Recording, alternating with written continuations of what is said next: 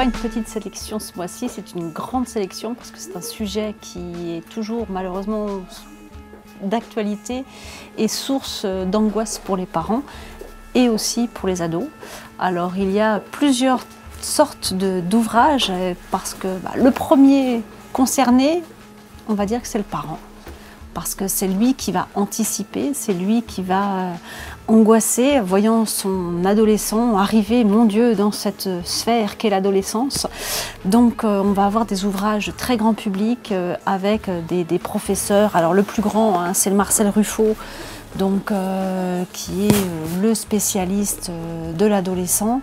Un ouvrage qui est assez clair, qui répond à beaucoup de questions, très simples, que l'on peut feuilleter, lire seul ou avec son ado, parce que c'est souvent quand il y a des lectures croisées que finalement on engage la conversation. Voilà, donc ça c'est Marcel Ruffo, donc pour les parents, donc des thématiques très générales.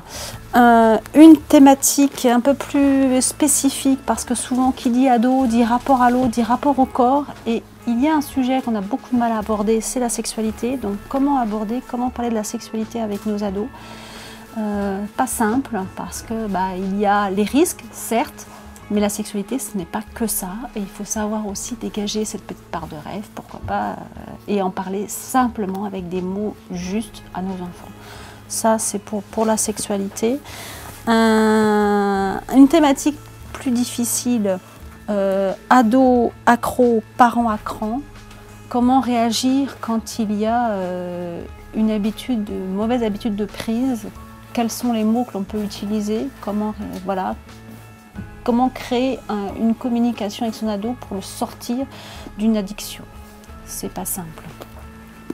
Pour déculpabiliser les parents, parce que souvent ils mettent eux-mêmes la pression et se stressent. J'ai un ado mais je me soigne. Voilà, alors ça c'est assez drôle. C'est un professeur, c'est Olivier Revol qui a fait ce livre. C'est une des plus belles ventes en ce moment sur les ados. Voilà, donc à lire sans modération. Un petit bijou, mais alors là pour le coup pour rire vraiment, c'est comment se débarrasser d'un ado d'appartement. On se rappelle du film Tanguy, hein, donc, qui avait quand même quelques années de plus, mais là comment lui préparer une valise avec un aller sain pour partir en vacances pour être sûr qu'il y reste. Enfin bon, ce genre de petites choses, c'est assez drôle. Un livre pour les ados. Vraiment, alors sous forme d'encyclopédie, de dictionnaire, hein, de A à Z, A comme ado, hein, n'est-ce pas, voilà. C'est assez simple, des illustrations, des couleurs, des mots, avec des témoignages d'ados, de parents, pour les ados. Donc ça c'est vraiment aussi pour les ados, mais qu'on peut lire aussi avec les parents. Et puis pour terminer, alors là, 3 ouvrages beaucoup plus pointus, destinés au personnel de santé et personnes qui encadrent les centres. Alors, psychopathologie de l'enfant et de l'adolescent chez Armand Collin. Adolescence et psychopathologie, donc ça c'est chez Masson, hein, qui est une maison d'édition sérieuse dans le monde universitaire. Et celui-ci, psychopathologie de l'enfant et de l'adolescent.